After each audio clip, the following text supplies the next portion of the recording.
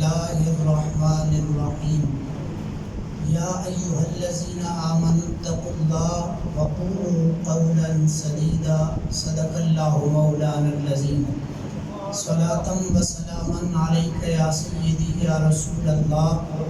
وعلى آلك وأصحابك يا حبيبي يا حبيب الله. صدر محفل سرپرست اعلیٰ ادارہ اعضا و مرشد کریم حضرت قبلہ پیر محمد ندیم سلطان صاحب سروری قادری بانی و سرپرست اعلیٰ بزم غوثیہ سلطانیہ پاکستان، سادات کرام، مشائخ اعظام، ذی قدر سامعین و حاضرین، علیہ السلام، السلام علیکم ورحمۃ اللہ وبرکاتہ۔ آج جمعۃ المبارک کا موقع ہے۔ آج سے تقریباً 11 سال پہلے جمعہ کا ہی موقع تھا، شعبان کا غالباً مہینہ تھا، اور حضرت قبلہ مفتی محمد مظہر اللہ صاحب سیالوی رحمۃ اللہ علیہ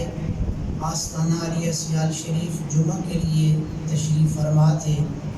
مرشد کریم اسی طرح خطبہ جمعہ کے لیے اس منبر پہ جلوہ فرما ہوئے اور مجھ حقیر کو خطبہ اور امامت کا حکم ارشاد فرمایا۔ اس وقت سے لے کر آج تک اس ادارے کے ساتھ جو خدمات، جو وقت اور جو تعلق ہے وہ اظہر من الشمس ہے، کسی آنکھ سے چھپا نہیں اور کسی شخص سے وہ ڈھکی ہوئی بات نہیں ہے۔ جس اخلاص اور خلوص کے ساتھ ادارے کے ساتھ میں نے اپنا وقت، اپنا مساعی اور اپنی کاوشیں پیش کی، اس پر نہ میں کسی فرد سے کسی اجر کا متقاضی ہوں، میرا رب اس پر بہترین اجر عطا فرمانے والا ہے۔ طالبات کی دورہ حدیث شریف کلاس سے لے کر، اور یہ وہ وقت تھا کہ وہ 5 طالبات جو ہمارے ادارے سے اول کلاس فارغ ہوئی، جس کو دورہ حدیث کا آخری سبق مفتی صاحب علیہ رحمہ نے اپنے اس ادارے کے اندر آخری جمعہ میں پڑھایا، اور مفتی صاحب وہ جمعہ پڑھا کے گئے تو آپ کا اس کے بعد وصال ہو گیا، آپ واپس تشریف فرما یہاں نہ ہو سکے۔ جب ادارے سے آپ نکل رہے تھے اور گاڑی میں بیٹھ رہے تھے، میں نے شیخ محقق شیخ عبدالحق محدث دہلوی کی ایک فارسی کا مخطوطہ آپ کو پیش کیا۔ مفتی صاحب فرمانے لگے، مولوی صاحب ہم سیال شریف میں سینکڑوں طالب علموں کو حدیث پڑھاتے ہیں، لیکن تم نے پتہ نہیں کس استاد سے حدیث پڑھی تھی، تیری پڑھائی ہوئی ان طالبات نے جس روانی کے ساتھ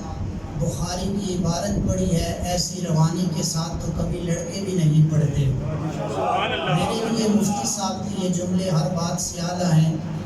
آپ کے وصال کے بعد حضرت خطیب اسلام، عالمی مبلغ اسلام، حضرت صاحبزادہ پیر محمد ابو بکر صاحب چشتی آپ تشریف فرما ہوئے۔ بڑے لوگ ہیں، انہوں نے وسعت ظرفی کا اظہار ہر جمعہ پہ کیا کرتے تھے، چھوٹوں کو عزت دیا کرتے تھے۔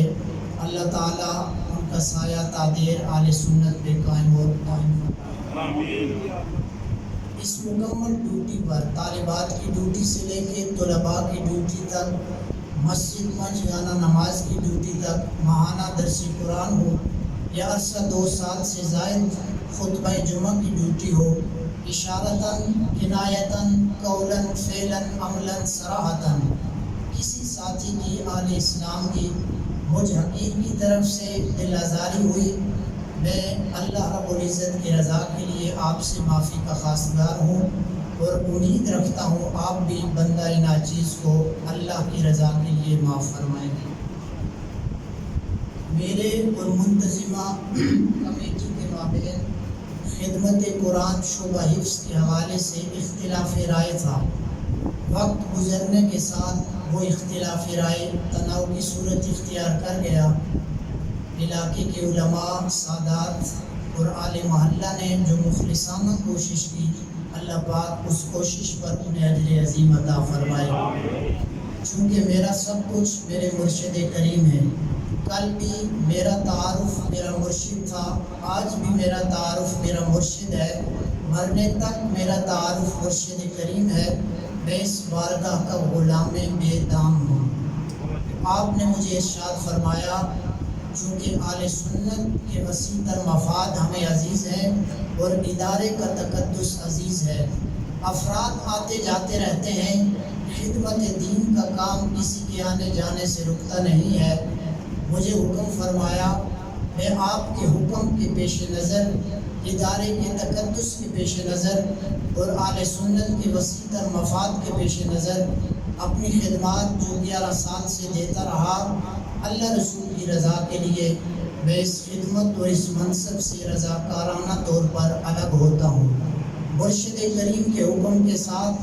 آئندہ بھی ادارے کو اگر میری خدمت کی ضرورت پڑی اور اہل سنت کے مفاد کے پیش نظر تو انشاءاللہ خوش و خرم اور بسر و چشم میں ادارے کے لیے، اہل سنت کے تقدس کے لیے، خدمت دین کے لیے آپ مجھے ہر میدان میں اور ہر مقام پہ حاضر پائیں گے۔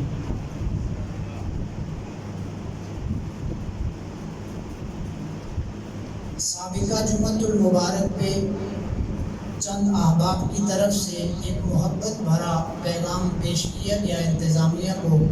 اور انتظامیہ کے احباب کی طرف سے کچھ وضاحت اور کچھ باتیں بیان کی گئی۔ وہ باتیں مجھ تک پہنچی، یقیناً آپ احباب ان کا جواب چاہتے ہوں گے، لیکن میں اس پاک مائی صاحبہ خاتون قیامت کی مسجد میں کھڑے ہو کر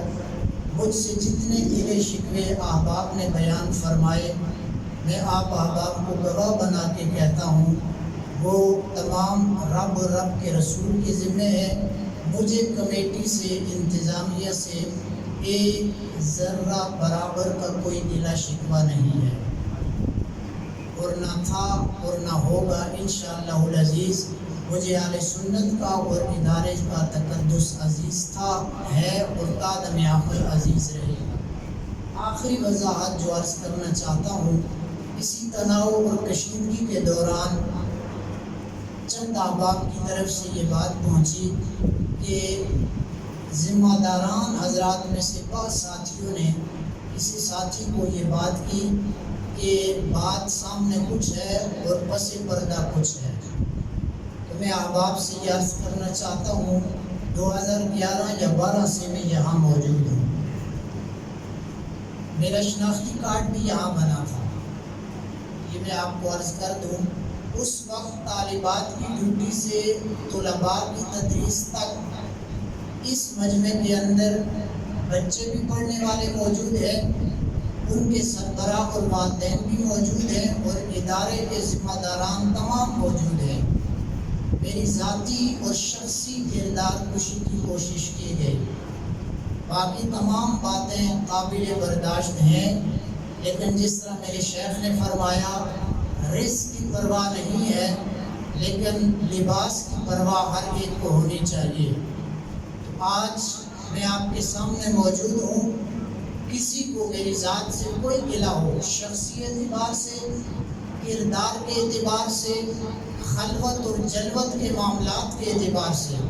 میں بھی موجود ہوں اور میرے وارث بھی موجود ہے۔ وہ جملہ ایک کہا جاتا ہے، میرے وارث نے علی والے، تو ہم سب کے وارث حقیقی معنوں میں علی کی اولاد آپ موجود ہیں۔ میں آپ احباب سے محبت سے، بڑے پیار اور احترام سے کہتا ہوں، مجھ پر کوئی اعتراض ہے؟ آج بندہ ناچیز موجود ہے، آج آپ وہ بات کر سکتے ہیں اور اس کا معقول جو جواب مجھ حکیم کے پاس ہوگا وہ پیش کر دوں گا۔ میرے جانے کے بعد اور ادارے سے جو میری خدمات تھی ان سے الگ ہونے کے بعد میری ذاتی شخصی کردار کے حوالے سے کسی احباب کو نہ شرعاً حق پہنچتا ہے، نہ قانوناً حق پہنچتا ہے، نہ معاشرتی، نہ دینی، نہ دنیاوی اعتبار سے حق پہنچتا ہے۔ رہ گئی خدمت تعلیم قرآن کے حوالے سے، مرشد کریم کے حکم سے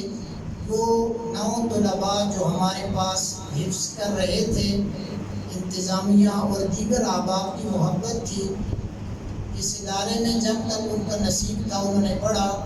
آپ کے حکم سے وہ ہمارے طلباء کرام جن میں ایک سید صاحب بھی ہیں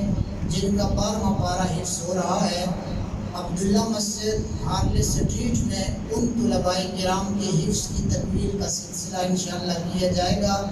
میں اسی طرح ان طلباء کے سامنے اپنی خدمت پیش کرتا رہوں گا۔ کام ہے ان کے ذکر سے یوں ہوا یا یوں ہوا،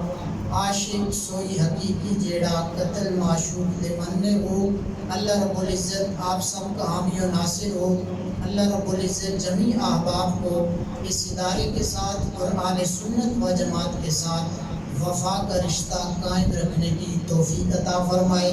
وما توفیقی الا باللہ العلی العظیم۔